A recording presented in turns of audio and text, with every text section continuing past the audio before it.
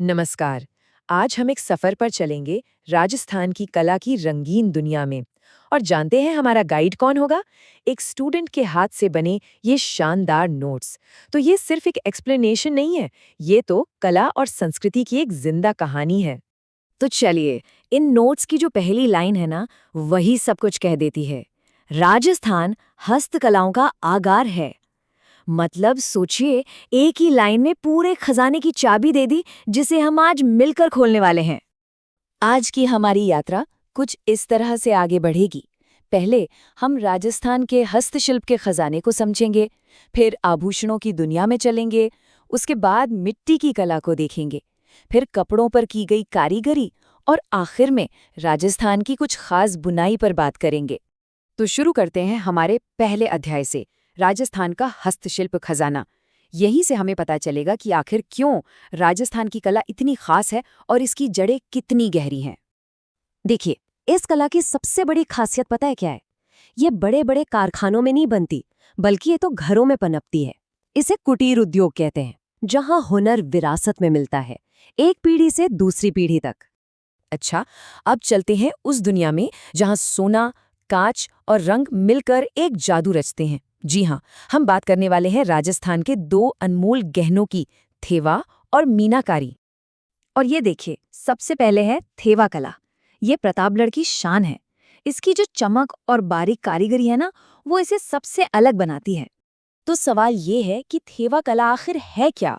सीधे शब्दों में कहें तो हरे रंग के कांच पर सोने की एकदम बारीक वाली नक्काशी। और ये कोई ऐसी वैसी कला नहीं है।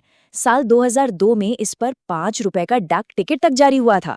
इसकी कहानी शुरू हुई जब राजसोनी परिवार ने राजा सावंत सिंह को इसका पहला पीस तोहफे में दिया।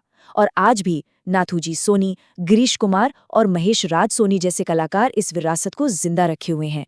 महेश राज सोनी जी को तो 2015 में पद्मश्री से भी सम्मानित किया गया था। अब बात करते हैं मीनाकारी की। ये वो कला है जो जयपुर की गलियों में बसती है। मीनाकारी सिर्फ एक कला नहीं, ये तो गहनों पर मनाया जाने वाला रंगों का एक त्योहार है। मीनाकारी का मतलब है सोने के गहनों में रंग भरकर उनमें जान डाल देना। आपको पता है, ये कला असल में ईरान से आई थी। राजा मानसिंह प्रथम इसे भारत लाए थे। कहते हैं कि वो लाहौर से 5 कारीगरों को अपने साथ जयपुर ले आए और बस उन्होंने यहाँ रंगों का एक नया इतिहास ही लिख दिया। कुदरत सिंह जी, जिन्हें 1988 में पद्मश्री मिला था, इसी कला के एक बहुत बड़े उस्ताद थे। और मीनाकारी की सबसे दिलचस्प बात यह है कि ये सिर्फ सोने तक ही सीमित नहीं है। जयपुर और अलवर में पीतल पर, नाथद्वारा में चांदी पर और भीलवाड़ा में तांबे पर भी ये जादूगरी देखने को मिलती है। अरे, यहाँ तक कि जयपुर में तो मार्बल पर भी मीनाकारी की जाती है ना कमाल की बात? चलिए, अब गहनों की चमक से थोड़ा बाहर निकलते हैं और मिट्टी की सौंधी खुशबू की तरफ बढ़ते हैं। हमारा अगला पड़ाव है राजस्थान की मिट्टी से बनी कलाकृतियां और बर्तन। ये है टेराकोटा, जो राजसमंद के मुल्लेला गांव की मिट्टी से जन्म लेती है। इन कलाकृतियों को देखकर आपको गांव की सादगी और मिट्टी की आत्मा महसूस होगी। अच्छा, टेराकोटा बनाने का तरीका भी बड़ा अनोखा है। बनास नदी की मिट्टी में चावल की भूसी और गधे की लीद मिलाकर ये खूबसूरत मूर्तियां गढ़ी जाती हैं।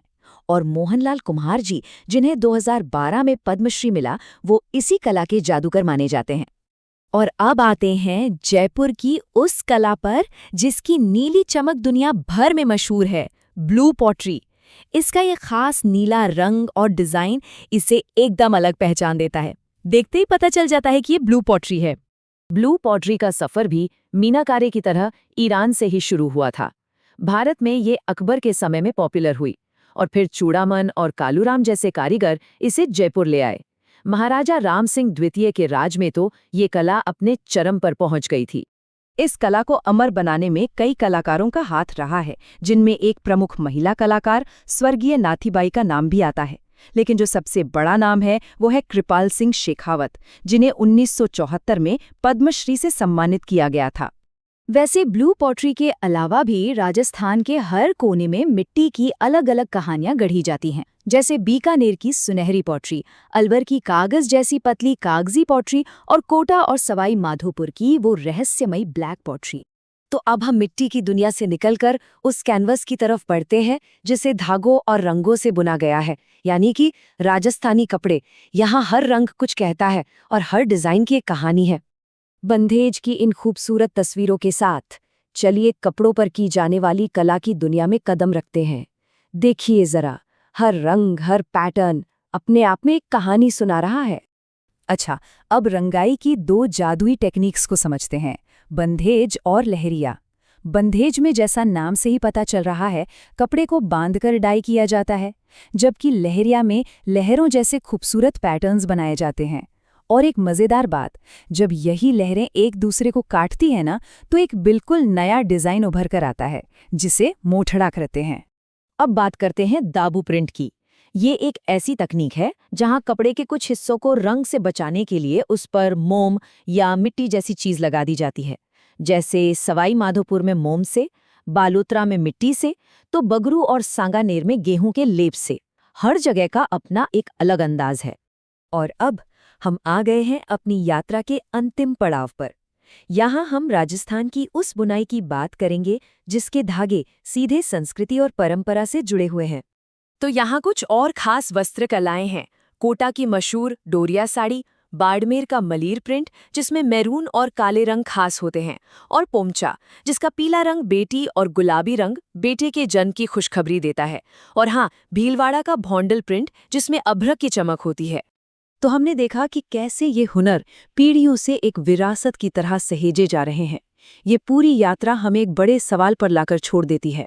इन सारी अनमोल कलाओं में से वो कौन सी कला है जिसे बचाना हमारे भविष्य के लिए सबसे जरूरी है? इस पर सोचिएगा जरूर।